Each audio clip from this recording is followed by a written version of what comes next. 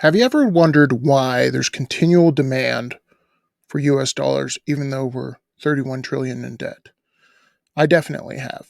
Because if you were lending money to a business who had debt to income like the United States, you'd probably think twice. They would be a fairly low rated um, business, and the potential for them to pay you back would be fairly low. So you'd want a higher interest rate. But the reason the United States is able to do this, especially at a lower interest rate, and there continues to be demand, is two things. We have the world reserve currency, so there's always demand for our currency, and the petrodollar. So when other countries save in their sovereign wealth fund, they want to buy treasuries. A lot of countries want to buy treasuries. Um, the reason they want to buy those treasuries is they need dollars to fund purchases. The question is that changing? And it is. It is, folks. So let's take a look at this story here from Zero Hedge. Talks about the petrodollar. Why the end of the petrodollar spells trouble for the U.S. regime. Well, if you didn't hear in the news, on January 17th, the Saudi Minister of Finance, Mohammed Al Jadam, announced that the Saudi state is open to selling oil in currencies other than the dollar. And at first glance, you're like, well, who cares? This funds our way of life. there's no there's no more blunt way to put that. The fact that people need dollars around the world funds our way of life. And we can argue about if that's fair or not, because it's really not. But the U.S. has relied on other countries' labor to fund our way of life, because other countries' labor, they have to trade their currency for ours in order to get our currency, and our currency normally does better than theirs. They have to trade their currency for ours. And another way of saying that is they have to trade their labor for our dollars in order to buy oil and other goods around the world. That's changing, folks. It's not going to change overnight, but it's changing. And a big tectonic shift is Saudi Arabia. There is no issue with discussing how to settle our trade arrangements, whether it is in U.S. dollars or whether it is in euros, said the Saudi or the Saudi rial, said Al Jadon. So basically, he's saying, "Hey, we don't have a problem with it. We don't have a problem with selling things and selling our oil and things other than the U.S. dollar." That I can tell you, people in Washington are concerned about that. They're not sitting there going, "All right, I guess we'll just make our own oil." You can see they're shooting themselves in the foot. Because one thing that America, and I did a video earlier today about American consumerism, one thing voters can't stand is lowering their way of life, right? They can definitely tell if inflation's happening. And if the petrodollar goes away, all of a sudden we have to make our own stuff. We have to rely on our own labor, not the labor of others. Okay. Further reading here. If the Saudi regime does indeed embrace substantial trade in currencies other than the dollar as part of the oil export business, it would signal a shift from a dollar as the dominant currency in global oil payments. Or measured another way, it would signal the end of the so called petrodollar. Translation: it would signal the end, not complete end, but a transition into less demand for the US currency, less demand for US treasuries. And why is this important? We have a gargantuan amount of debt, and that debt was financed at lower and lower interest rates. And that's why politicians were like, we can do this forever. Because there's always going to be people who want to buy our debt. And when people want to buy our debt, it keeps the interest rate low. But if there's no buyers, the way we incentivize buyers is by increasing the interest rate. Therefore, our debt takes up a higher percentage of our tax receipts. You see the problem? So our debt's going to be taking up higher and higher percentages of our tax receipts. So they're either going to have to cut spending or print the difference. Cut spending or print the difference. Cutting spending is not popular.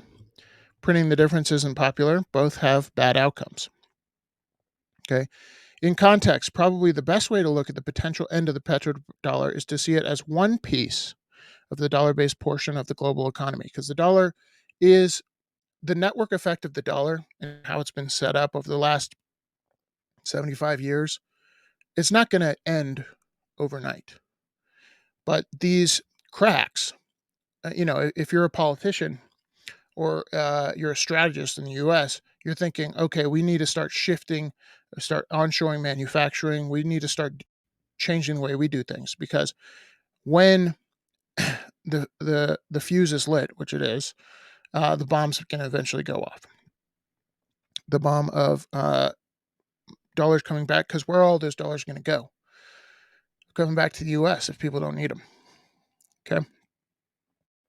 Since the 1950s, the dollar has experienced immense amount of support in terms of global trade and investment, in terms of dollar reserves held by foreigners, like I said.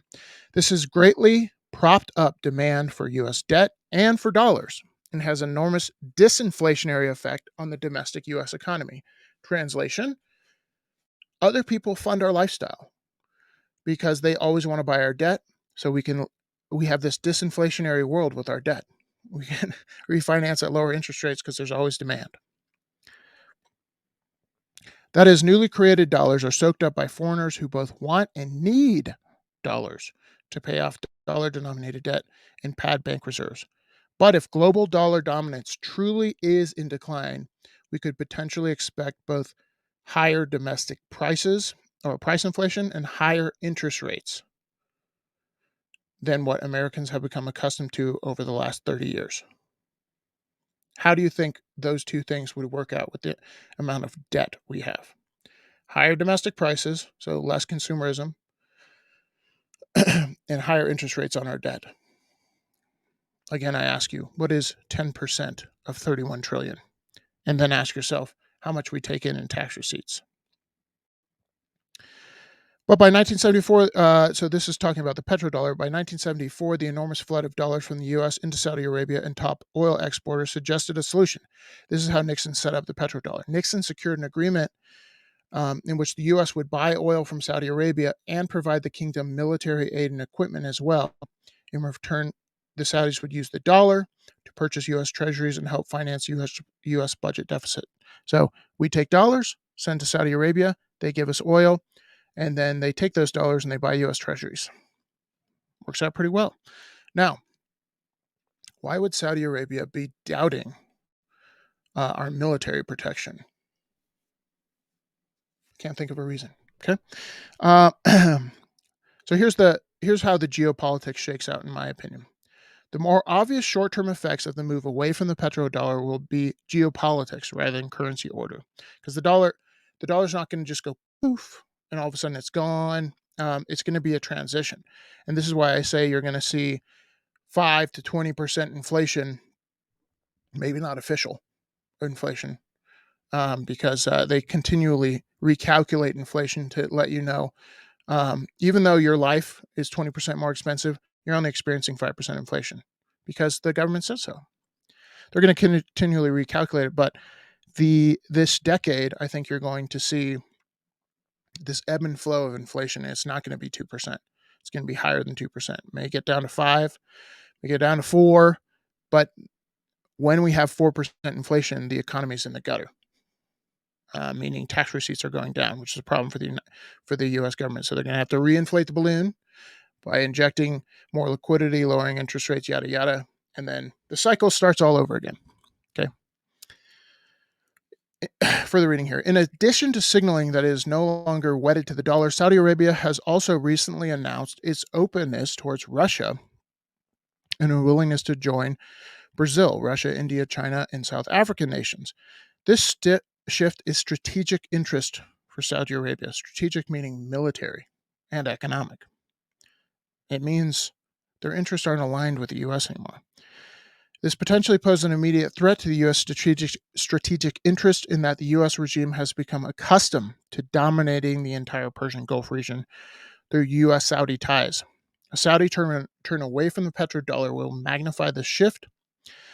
That will be enough to further threaten the American standard of living, but not enough in itself to end the dollar. After all, the pound sterling did not cease to exist after its own fall from its vaunted position as the preferred global reserve currency.